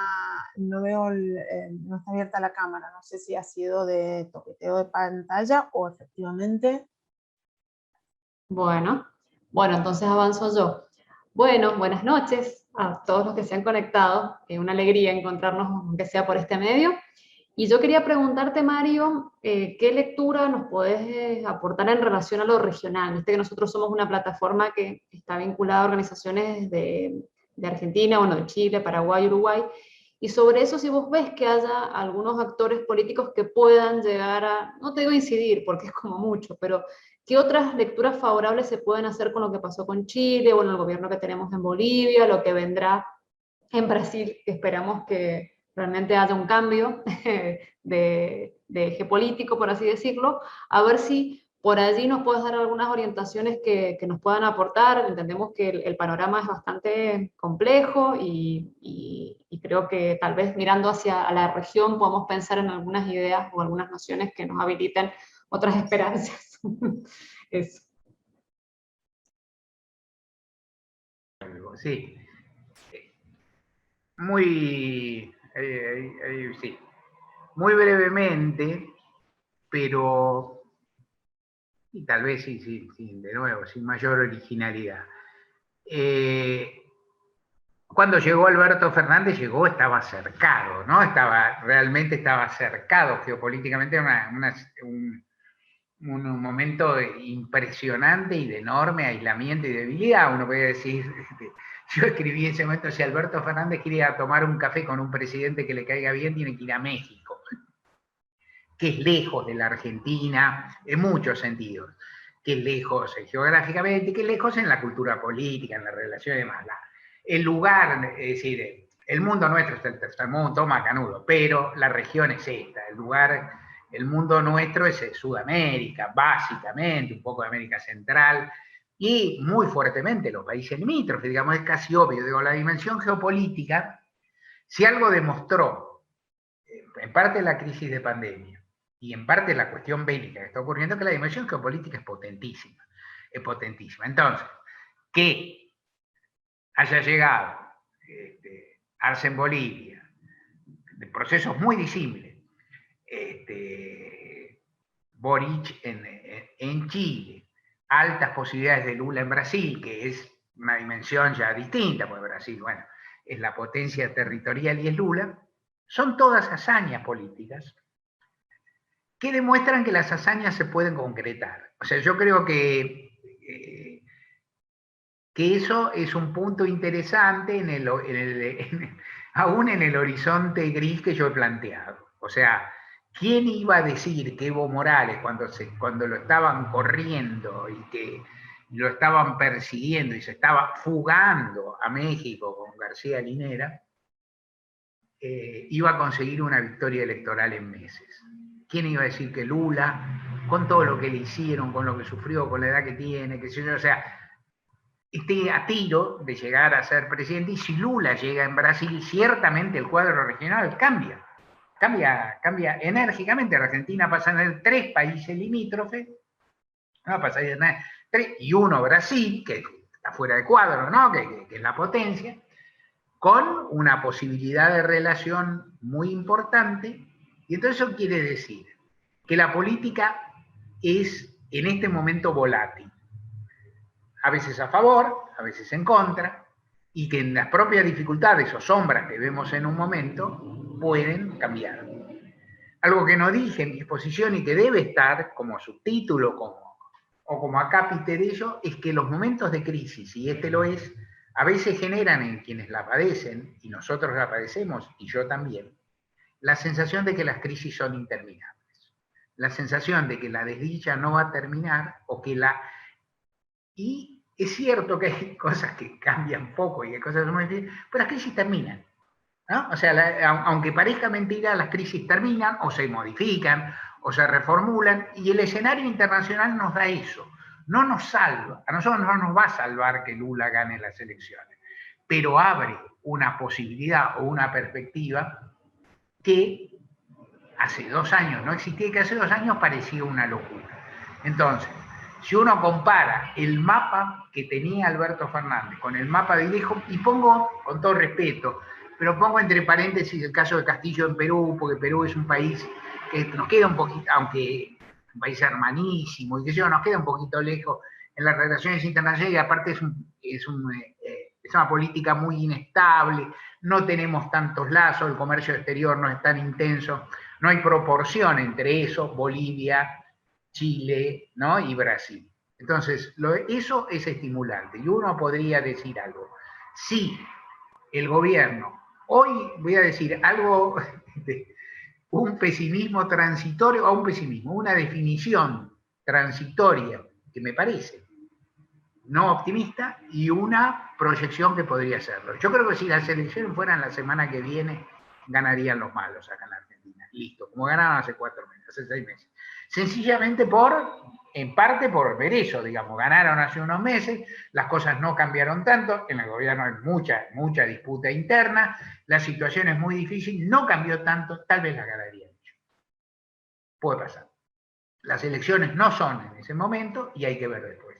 Y lo que uno ve es que si el gobierno argentino, las fuerzas populares, se reconstituyen y llegaran a ganar y Lula ganara, tendrían un escenario por delante mucho más promisorio, aún con todas las desdichas que padecemos, que el que tuvo Alberto al iniciarse. Esto también debe estar en el inventario de lo que se dijo. No tenía dónde buscar ayuda, no tenía dónde buscar alianza. No es que no tenía un Chávez que le daba un auxilio económico como le dio Chávez a Néstor en su momento. No tenía alguien para conversar, para articular, para arreglar medio intercambio. O sea, decir, Bolsonaro no solo es un tipo de derecha, y uno definámoslo, no definamos como fascista, que es un adjetivo malo, pero un facho, y aparte es un tipo sumamente, forma parte de estas derechas que son obtusas, que son violentas, que son muy agresivas y que son muy ineficaces. Esta es la otra parte que, sin dar lugar a muchos entusiasmos, algo ayuda. Las derechas de la región no han dado estabilidad. La única estabilidad que se vivió en el siglo fueron las que dieron los gobiernos nacional populares, bolivarianos, llámalo, ¿no? Es decir, llámalo como quiera. Ahí hubo años y años, 10, 12, según los casos, 15 de estabilidad, de paz interior, de paz regional, y de crecimiento y distribución, si querés, no brutales, muy variables según los lugares, pero algo, y de ascenso social. Te digo nada más esto y cierro con esto para no irme por las ramas. A mi ver, el proceso que más abrió es el de Bolivia, ¿no? O sea, es subestimado, tal vez o no del todo mirado, el proceso que más abrió socialmente, el que produjo una convulsión social, ¿no? O sea, qué sé yo, como otros no provocaron, por sus propias características. Pero de cualquier forma hubo un ascenso, y hubo una época, y hubo una estabilidad, hubo gobernabilidad. La derecha tampoco garantiza gobernabilidad.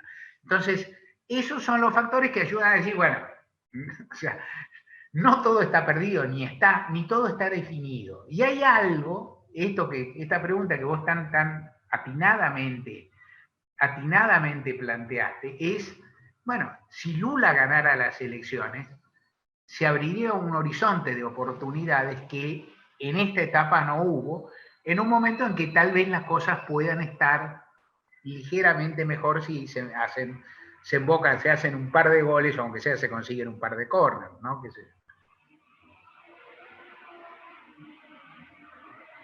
Hay dos preguntas que están entrelazadas, están en el chat, no sé si las estás leyendo. Las estoy viendo, sí. Ah, bueno. Sí, que son de... respecto a las organizaciones sociales de nuestro territorio, y que no han dado respuestas sino más de lo mismo asistencialismo. Y qué rol están jugando y qué rol pueden jugar.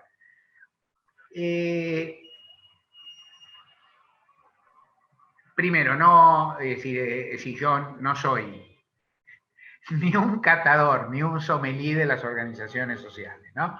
Dos, menos soy un conductor potencial o algo que deba decir qué deben hacer o demás. Yo tengo una visión, a mí me da la impresión, y esto es muy común, y en quienes, bueno, yo ahora no lo hago, pero bueno, hago otras cosas. El que milita, en general, en cualquier grupo gregario, yo milité por muchos años, a veces en su dinámica cotidiana propende a ver más los quilombos, las dificultades, las disputas, las internas, ¿Qué otras cualidades o otras características que también se van desarrollando? A mí, que soy vetusto, me viene a la cabeza el bellísimo texto de Scalabrini Ortiz de La Manga, ¿no? El texto aquel de dos personas que dialogan con ese modo tan curioso que tenía, tan curioso, un poco coloquial, un poco solemne que tenía Scalabrini Ortiz, dos personas que ven una manga de langostas y la ven venir, la manga está toda organizada, ¿no? Es una gigantesca manga langosta que parece una flecha o algo así, y en un momento se ven envueltos en la manga es un quilombo, las langostas se chocan entre sí, se entrelazan, van para el mismo lado, van para otra, se golpean, disputan, y quienes están dentro de ella piensan que la manga no va a pasar nunca, porque va a quedar trabada, y de pronto sí, la manga sigue. Que es una especie de visión mítica del movimiento popular, digamos, ¿no es cierto? O sea, con sus conflictos, sus contradicciones, qué sé yo, y una eventual linealidad. Nosotros no vemos linealidad ahora, yo no veo linealidad en los movimientos sociales, pero yo creo que las organizaciones sociales, en un lapso históricamente relativamente corto, aunque a nosotros nos parece, a quien lo vivimos nos parece largo, han conseguido primero una presencia importante. Luego, yo creo que en la dimensión, insisto, yo no tengo un panóptico sobre todo el territorio argentino, aunque vos, Rosy, sabés, yo conozco mucha gente, hablo con muchas personas, estos años no pude viajar, pero en general viajo, qué sé yo. Yo creo que ha habido una presencia en la dimensión de la crisis, en la dimensión de la necesidad, en la dimensión del cuidado, en la dimensión de la cultura pública, que a mi ver es alto en términos comparativos sociales. Yo ni siquiera quiero hacer una comparación antipática con otras instituciones, no digo parentales, pero que le pasan cerca, con los sindicatos, por ejemplo, en la Argentina, ¿no? O sea, me parecería chocante, un poco simplista, no sé. A mí me da la impresión que las organizaciones sociales han alcanzado un grado de desarrollo interesante que también incluye una serie de propuestas. Ahí hoy mismo se han planteado algunas tienen estado legislativo, algunas se han planteado y demás. Y para mí ahí, en este momento está, que yo creo que esta es una de las cuestiones de la dificultad, y tampoco quiero entrar a hablar de la conducción de tal y cual, o de, ¿no? O sea, de cómo están estructurados o cómo se alinean y demás, pero evidentemente han pasado por varias etapas y han entrado en una etapa de hace unos años de una relación, muchos, con la estructura estatal que no es ni tan catastrófica ni tan fértil, ¿no? O sea que es... y ahí me parece que hay hay ejemplos interesantes de organización, hay ejemplos interesantes de cuidado, hay ejemplos interesantes de ayuda social, hay ejemplos interesantes de trabajo cooperativo, hay ejemplos interesantes, estoy diciendo cosas súper dispersas. Ahora, en un momento hay algo que no te va a dar sino un cambio social que las propias organizaciones no pueden hacer. O sea, que pueden impulsar, dar ejemplos, acompañar, llevar propuestas, pero hay algunos tipos de cambios que tienen que venir de otro lado. Dicho con respeto, porque insisto, me gusta, me interesa la pregunta, pero me interesaría que alguno de ustedes, o más de uno, me dijera su propia respuesta a esto, aunque algo se dijo al principio, pero ¿qué es lo que creo yo que ocurre en la Argentina en general? Que es sectores muy importantes del campo popular no tienen demasiado nítida su propia imagen corporal. O sea, no saben del todo cuánto poder tienen, cuántos o cuántas son y qué perspectivas tienen. Me permito una glosa en esto y termino acá y abro y les pregunto a ustedes de verdad.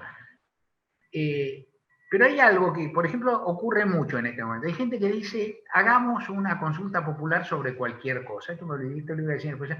Yo digo, ojo con hacer una consulta popular sobre cualquier cosa, porque vos para ganar una consulta popular sobre cualquier cosa tenés que tener el 50%. Bueno, Alberto no sacó el 50%, ¿no? O sea, entonces, Cristina lo sacó una vez, ¿no? En su reelección. En la primera elección sacó un montonazo, no sacó, Kirchner ya sabemos. El 50% es muy difícil, el 50% es esquivo.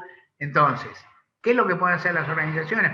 Podrán, y ustedes sabrán cómo, mejorar su desempeño, podrán trabajar más unidas, podrán articular mejor o peor con el Estado, podrán reflexionar sobre si ha sido útil o no, el grado de estatalismo que han tomado, el hecho de que muchas dirigentes sociales importantes formen parte de la estructura estatal, esto sirve, no sé, yo tengo un montón de opiniones al respecto, no suman, ¿no? O sea, son particulares, son determinados ejemplos, hablan más bien del gobierno nacional que de los gobiernos provinciales, no importa.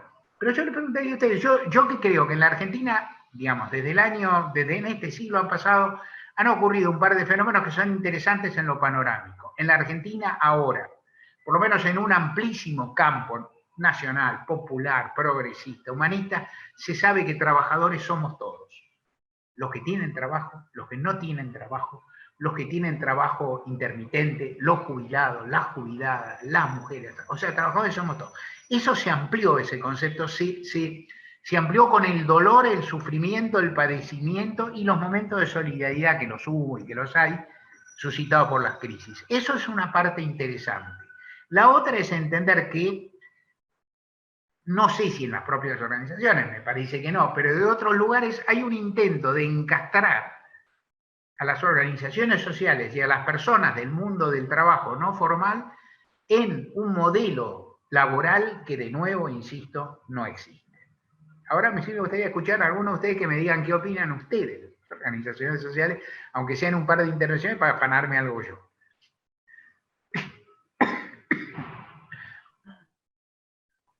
No sé si alguien quiere ir me quedé pensando, digo, como para ir haciendo este intermedio, pasando la pelota.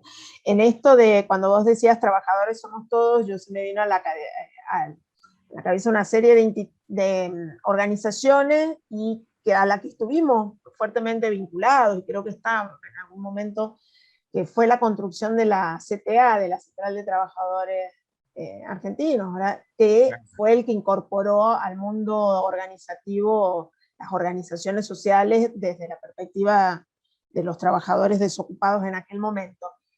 Y pensaba que en esto de que una de las grandes herramientas distributivas, que es una política pública, que fue la asignación universal por hijo y la universalización de las jubilaciones, tuvieron que ver con un proceso político que se desencadenó a partir de eso, que fue el FRENAPO, el Frente Nacional contra la Pobreza, que proponía esos dos instrumentos. Y que tardíamente el gobierno, desde mi punto de vista, cuando recién en el 2009 se aceptó, y bajo una, sí creo, inteligente articulación con el sistema previsional argentino, de las asignaciones familiares se entrelazó, pero me acuerdo las resistencias en el gobierno de Néstor, y sobre todo en el ministerio, que se decía, bueno, que esto atentaría contra la cultura del trabajo, bajo el mismo optimismo que yo creo que se sigue existiendo ahora, de la capacidad integradora del trabajo formal, que sabemos que no es el modo de acumulación, por lo menos, actual.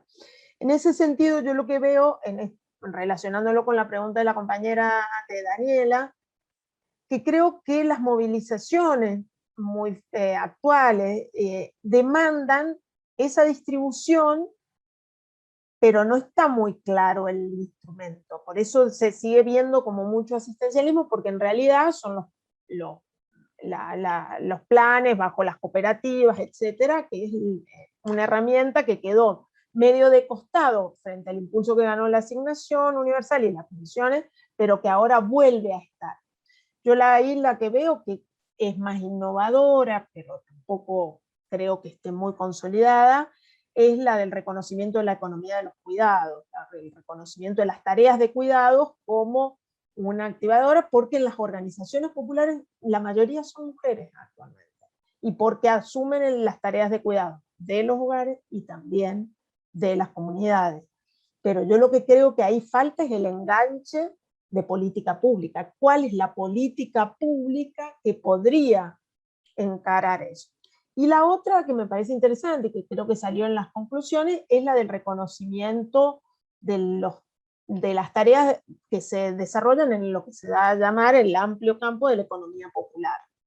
Que ahí el gobierno, yo creo que siempre, o no sé, si tiene la sospecha de los monotributistas, que son esa figura que en algún momento encontró cómo canalizar eso, pero ahora está bajo sospecha de que medianos ingresos se trasvasan a través de esto. Me parece que son los dos grandes bloques, pero que creo que lo que falta son debates más amplios.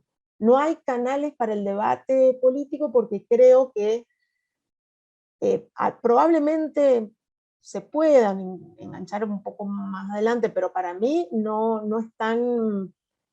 Es como dos mundos que hoy otra vez se han dislocado. Me parece que la potencialidad que tuvieron en un momento los movimientos en ese sentido articuladores, hoy me parece que en términos de política pública no se está logrando, más allá de que ocupen lugares en el gobierno.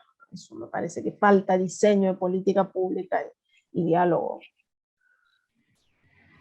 Sí, yo te agregaría ahí, a mí siempre me viene a la cabeza el ejemplo de la asignación universal por hijo en varios sentidos. Primero porque, digo, también como una cosa bastante sencilla, que es bastante evidente, yo también propugnaba por eso en ese momento, ¿no? Que se podía llamar ingreso social, no importa, el nombre que tenía, pero inclusive los otros días buscando notas mías viejas, tablé, se ve que la palabra está en el aire porque yo no la invento, la expresión, pero asignación universal por hijo, yo hablaba 2005-2006, chocaba y hablaba con funcionarios y todos me decían, bueno, esto choca con la cultura del trabajo, se va a generar puestos de trabajo, bueno, y uno discutía, sostenía lo que le parecía, y en un momento, bueno, como vos señalás bien, Rosy, entendieron que a mí me parece que hay, no una homología, no una similitud absoluta, pero hay algo. En ese momento se entendió que articulaba con las asignaciones familiares, que estaba muy bien, o sea, que articulaba con un sistema ya existente. Se entendió que había que ponerlo en cabeza de los pibes, porque eso respondía a algún tipo de, y ahí la CTA tuvo un rol importante, porque eso respondía a ciertas, o sea, paliaba ciertas críticas despreciativas, o qué sé yo, la propia idea de los planeros, ¿no? Si es para los chicos puede ser, si es para la educación, para que lo vacunen, bueno, vaya y pase, si no, no.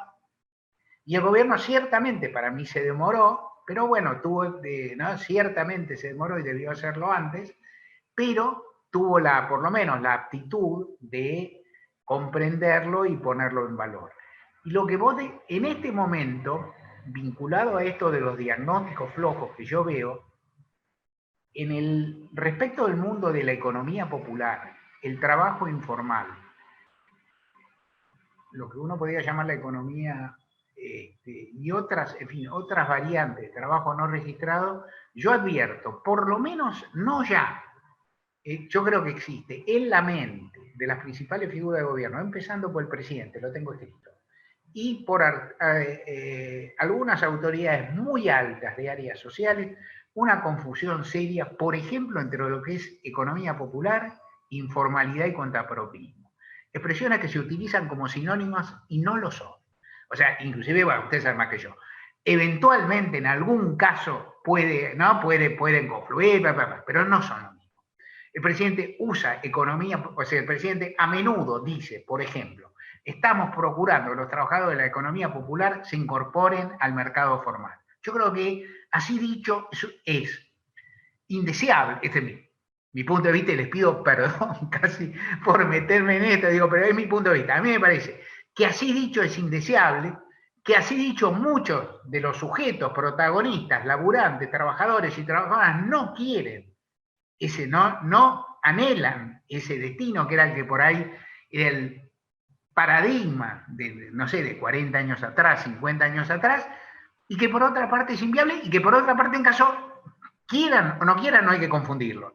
No son lo mismo, no es igual, y yo creo que en ese sentido hay una confusión y una pobreza de mirada muy preocupante porque es muy seria.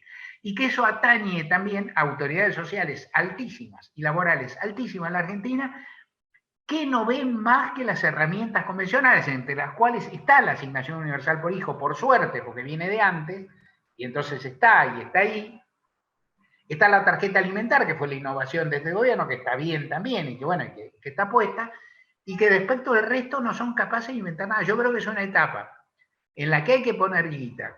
Si me perdonan el recuerdo, yo recuerdo, y alguna vez lo escribí en mi libro. En algún momento tuve la suerte, la oportunidad de discutir esto tan luego con el presidente Néstor Kirchner.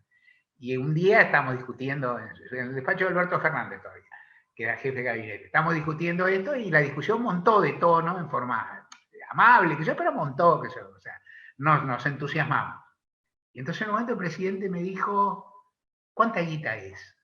¿No? O sea, me dijo, ¿cuánta guita es? Yo dije, no, ¿cuántos chicos son? ¿No? O sea, ¿cuántos chicos? Porque iba por el lado de la asignación universal ya. Y yo digo, no sé, presidente, yo qué sé cuántos chicos. No, ¿cuántos chicos van a hacer con eso? Yo qué sé. ¿Y cuánta guita es? Digo, menos sé, yo qué sé, yo no sé nada. Y entonces me decía, claro, para vos todo es fácil, pero ¿de dónde saco la guita? Y entonces yo le dije, presidente, esta discusión acaba de terminar, porque si el problema es, primero, yo no soy un funcionario, yo soy un periodista, defiendo algunos valores, puedo tener alguna idea, defiendo algunas cosas, por supuesto, la fuente de financiamiento, como se hacen las cosas, eso se resuelve en otro lugar. Lo que sí registro, y tuve el momento de decir al presidente, es que si vos estás diciendo que el problema es la plata, quiere decir que la institución está bien.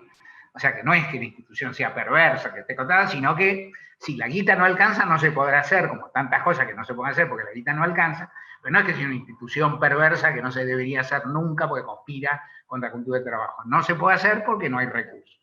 Y alguien, algún compañero muy querido, cuando le contesto, me dijo, entonces lo va a hacer. Porque si el tema es la guita, Kirchner lo va a hacer. O sea, ¿no? O sea, si en su cabeza empieza a estar que el tema no es la disfunción de la asignación universal por hijo, sino que no hay plata, Kirchner la va a encontrar.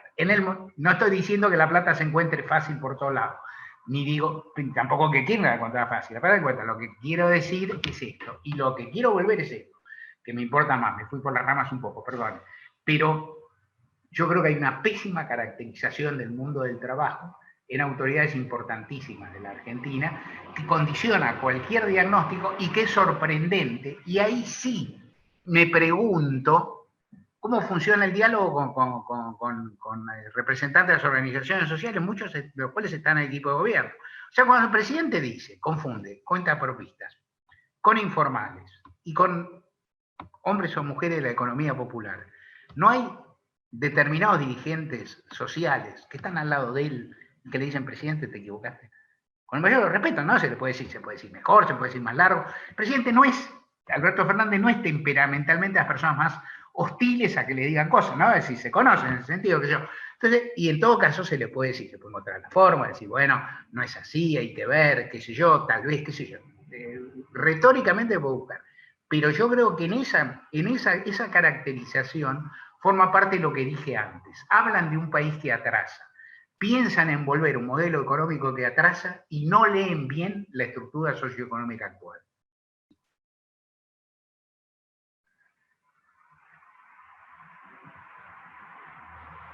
Bueno, no sé si hay más preguntas o algún último comentario, porque ya estaríamos sobre la hora. Y si no, solo, hacemos... si me permitís, Sí. haría así como abajando un poco, ¿no? Al territorio, a las organizaciones. Saludo, aprovecho a todos los compañeros que están presentes. Digo que es un desafío muy importante para dar debate después, post pandemia, que cada organización tiene que ordenar las conversaciones, ¿no? Nos ha pasado a nosotros, uno vuelve, después se reencuentra, y hay una ansiedad por hablar, por recuperar el contacto, el espacio, y las conversaciones salen a borbotones. Entonces, bueno, me parece que estamos desafiados a hacer un parate corto, porque urge ordenarnos para poder ir a esos espacios a dar los debates para cosas tan trascendentes como definir de qué hablamos de cada cosa, ¿no? Quería hacer ese aporte muy simple, pero desde lo que siento, ¿no? Y creo que es muy interesante, Viviana, lo que aportás en el sentido de que además las organizaciones y sí, todo el mundo de la trama vincular comunitaria es lo que ha sostenido además muchas de las problemáticas subjetivas e intersubjetivas que han surgido en toda la pandemia y la salida a la presencialidad, que no sé, creo que sea una pospandemia como tal, pero creo que sí hay mucha de esa tarea de reconstrucción, ya no solo del tejido social, como alguna vez decíamos, sino de las subjetividades rotas en la pandemia. Y eso creo que es real. Habrá que ver que quede bien y que además es muy disímil en los distintos territorios, en las ciudades o en el campo o en donde te ha tocado, nos ha tocado transitar este tiempo. No sé si querés, Betiana, poner el Padlet y con esto le damos una última mirada y luego no sé si Mario una última reflexión, saludo y vamos cerrando, creo yo. Uy, no alcanzo eso. Bueno, hay bastantes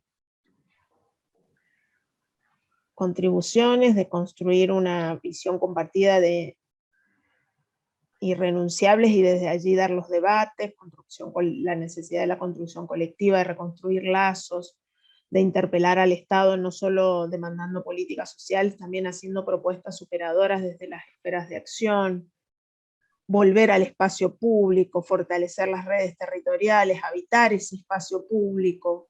Creo que las organizaciones de mujeres, las organizaciones feministas en este tiempo han sido muy ricas en ese sentido. La dimensión de la incertidumbre creo que genera también nuevas posibilidades de poner en valor los caminos y los aprendizajes acumulados desde nuestros espacios. Nuestro desafío es seguir poniendo palabras y reflexión a lo vivido en estos últimos años, repensarnos desde pedagogías feministas, desde la ternura, la alegría de encontrarnos, fortalecer las prácticas y las formas de hacer política que llevamos adelante los feminismos populares, con la ternura, la escucha y la construcción colectiva como banderas, profundizar los lazos comunitarios, potenciar las economías populares y el derecho a un hábitat digno, profundizar la batalla ideológica. Bueno, es lo que yo alcanzo a ver. No sé si Carlos hace ustedes un cierre y yo por mi parte agradecer el momento compartido, reencontrarme virtualmente con muchos y muchas de ustedes y por supuesto agradecerle a Mario enormemente su compañía, predisposición y lucidez en este rato compartido.